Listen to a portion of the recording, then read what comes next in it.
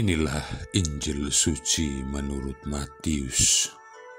Sekali peristiwa, berkatalah Yesus kepada orang banyak dan murid-muridnya, ahli-ahli Taurat dan orang-orang Farisi telah menduduki kursi Musa.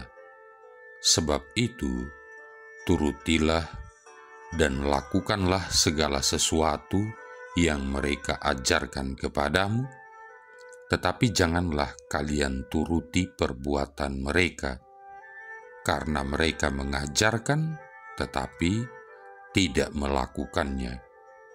Mereka mengikat beban-beban berat, lalu meletakkannya di atas bahu orang, tetapi mereka sendiri tidak mau menyentuhnya. Semua pekerjaan yang mereka lakukan hanya dimaksud supaya dilihat orang. Mereka memakai tali sembahyang yang lebar dan jubah yang panjang. Mereka suka duduk di tempat terhormat dalam perjamuan dan di tempat terdepan di rumah ibadat. Mereka suka menerima penghormatan di pasar dan suka dipanggil rabi. Tetapi janganlah kalian suka disebut rabi, karena hanya satulah rabimu, dan kalian semua adalah saudara. Dan janganlah kalian menyebut siapapun bapa di bumi ini, karena hanya satu Bapamu, yaitu Dia yang di surga. Janganlah pula kalian disebut pemimpin, karena hanya satu pemimpinmu, yaitu Kristus. Siapapun yang terbesar di antaramu, hendaklah ia menjadi pelayanmu. Barang siapa meninggikan diri, akan direndahkan, dan barang siapa merendahkan diri, akan ditinggikan. Demikianlah sabda Tuhan.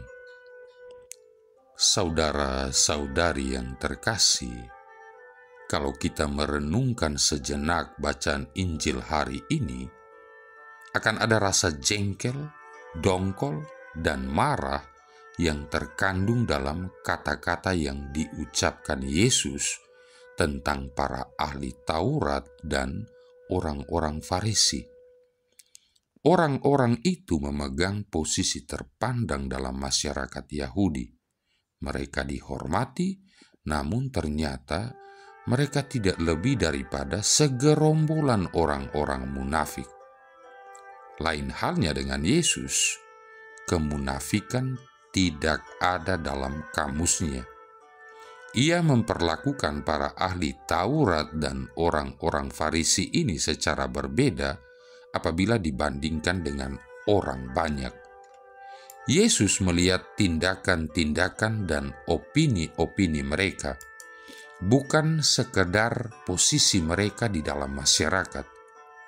Kita manusia kebanyakan sering tergoda untuk menilai bagian luar saja dari diri seseorang, tetapi Yesus melihat bagian dalamnya. Yesus tidak mempunyai masalah dengan fungsi jabatan para ahli Taurat dan orang-orang Farisi.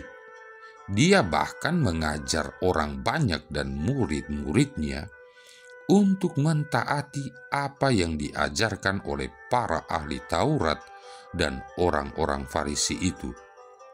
Ucapan Yesus tidak mengagetkan orang banyak yang mendengarkan pengajarannya, karena para ahli Taurat dan orang-orang Farisi itu memang sangat dihormati di dalam struktur masyarakat Yahudi. Mereka dikenal untuk pengetahuan mereka yang mendalam tentang hukum Taurat dan isi kitab suci. Yesus sendiri tidak datang ke dunia untuk meniadakan hukum Taurat.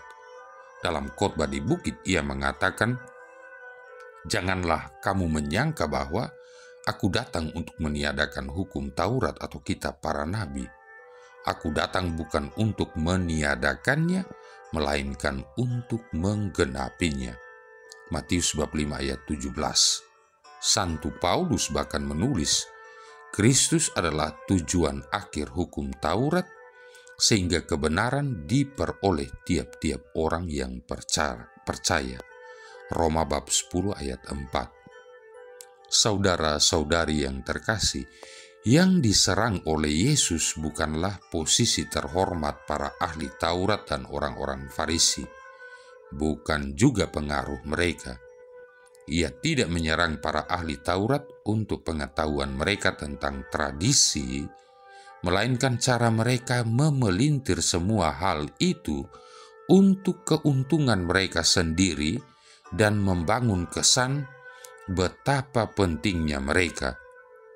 Yesus juga tidak menyalahkan orang-orang Farisi untuk semangat mereka sehubungan dengan hal ihwal Allah, melainkan karena fokus mereka terlalu banyak pada hal-hal lahiriah, hal-hal kecil yang harus ditaati, sehingga tidak cukup banyak perhatian pada Allah dan perintahnya untuk mengasihi.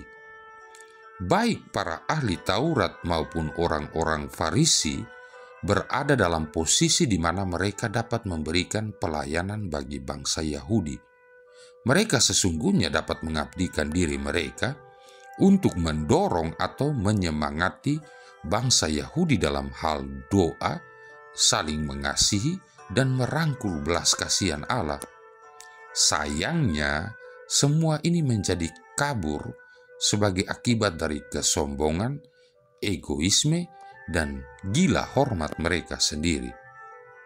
Saudara-saudari yang terkasih, seperti para rasul, kita juga harus menaruh perhatian pada panggilan Yesus agar menjadi rendah hati dan melayani sesama. Kadang-kadang, garis pemisah antara kekudusan dan sikap serta perilaku yang mementingkan diri sendiri dapat menjadi sedemikian tipis.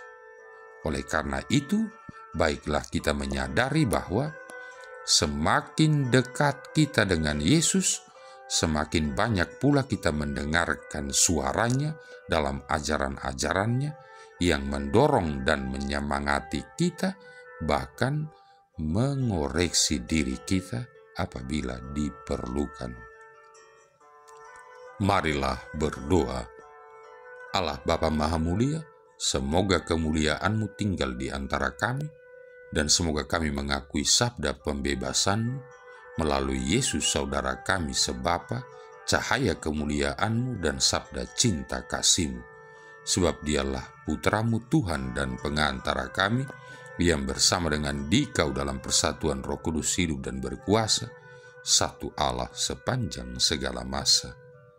Tuhan memberkati kita sekalian, Bapa, Putra, dan Roh Kudus.